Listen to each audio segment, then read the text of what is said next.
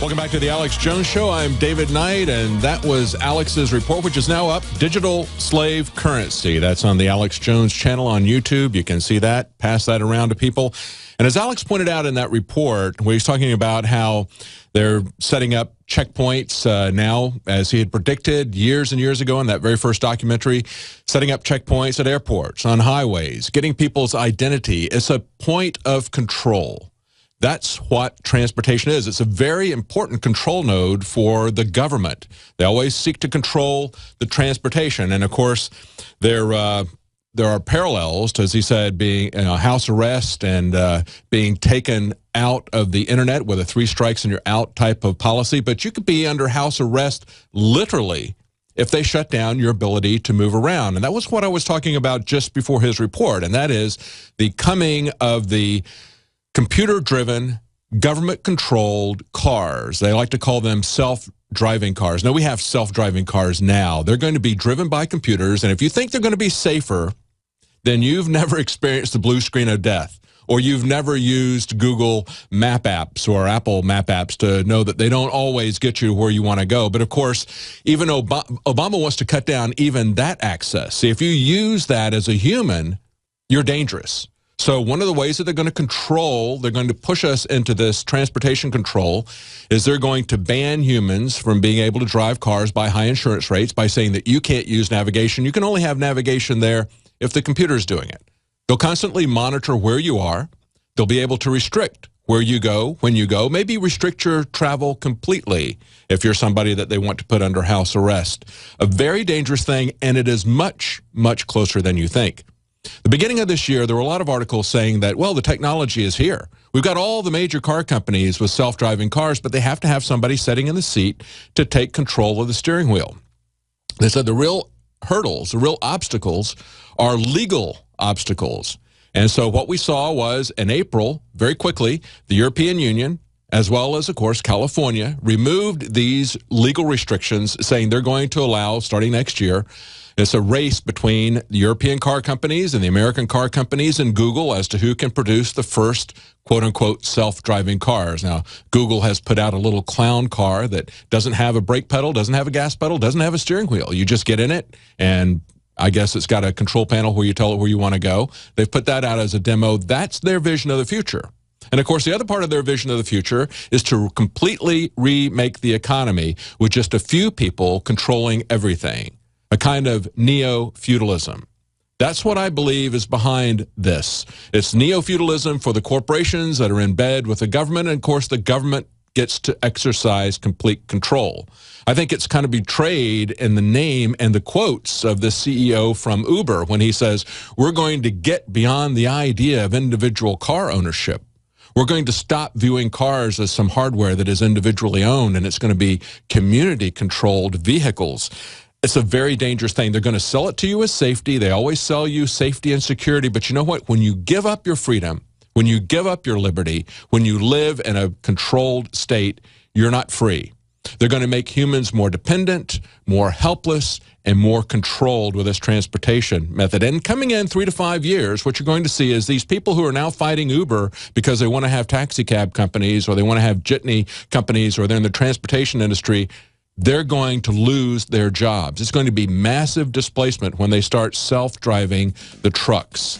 That's something to think about. It's something to push back against. It's fine if you want to get into a limousine and have it take you around by computer, but you should not be compelled to do that. You should not be forced to do that. That's what they're going to do.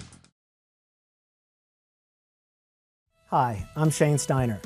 A lot of you have been following my progress using Supermale Vitality. The last 19 weeks has been an incredible experience. I was feeling a little down and lethargic during the holidays, and none of the supplements that I was taking were doing any good. That's when my longtime friend from high school, Alex Jones, introduced me to Supermale Vitality. I was a little skeptical at first. Not only would I have the energy to work out and go to the gym, but it was actually the changes were happening to my body a lot more rapidly. My whole mood, my libido, everything had completely changed. The concentrated organic herbs, they stimulate your natural systems to produce the natural hormones that you need. I just really wanted to bulk up and hit it hard, and I went in for about the first 5 weeks and was lifting heavy weight and just really hitting it hard, and I gained 20 pounds of muscle immediately. Since that, I've decided I was going to lose some weight and slim down. I just changed up my workout a little bit, and 35 pounds came off. Folks, this is not a joke. This is not a gimmick, it's real. Super Male Vitality, available at InfoWarsLife.com. There's some breaking news that's up on Infowars.com from Jonathan Oosting. NRA celebrates new Michigan laws exempting gun records from public disclosure.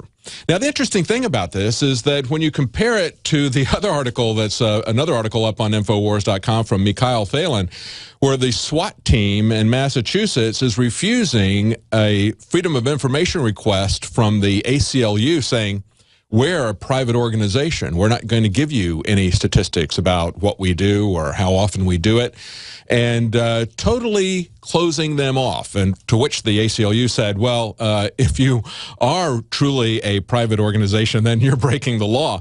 But contrast that to what was going on in Michigan. You had people in Michigan, this law in Michigan, as well is a response to what was going on in New York as well, where people were using Freedom of Information requests to get information about individual gun owners. That's not what FOIA was about. FOIA was there to give us transparency and insight into what our government is doing, not to let us spy on our neighbors. So they're celebrating the fact that they now have a new Michigan law that will protect gun records. These are private records. They should not be subject to FOIA requests. There's no reason for the public to have that information.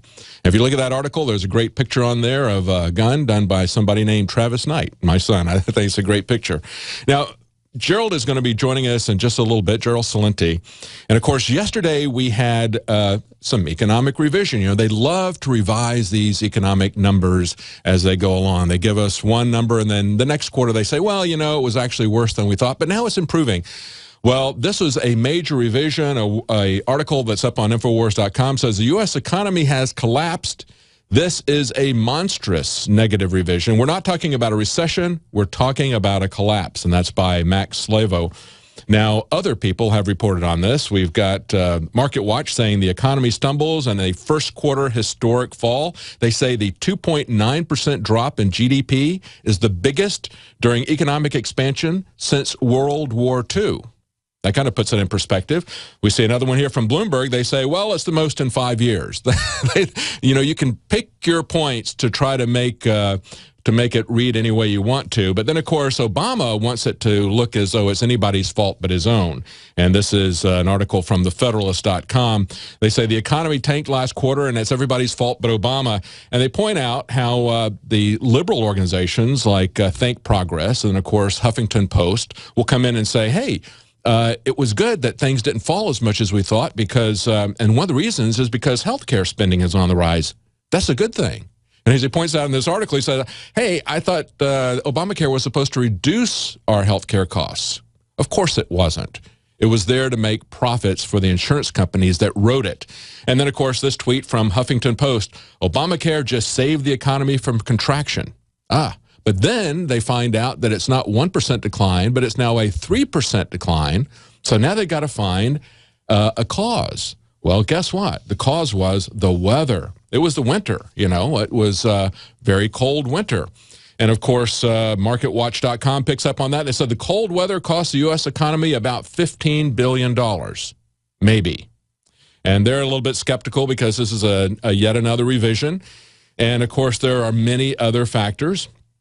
But, of course, Obama jumps in with the weather, but he has a completely different take on it. Okay, he's going to save the economy and save us with global warming measures, okay? He says his initiatives are going to combat global warming and save consumers more than $60 billion in energy costs. This is the Washington Post's take on that. Well, of course, you're going to then pay twice that amount of money. If you really do save it on energy costs, you're going to pay twice that amount of money in carbon taxes to people who are private organizations. It's going to be a kind of indulgence that we will pay them for all the energy that we use. You are watching the best of the Alex Jones Show, weekdays from 11 a.m. to 2 p.m. Central. Watch live at Infowars.com/show or become a member of InfoWarsNews.com and help us take resistance to the next level.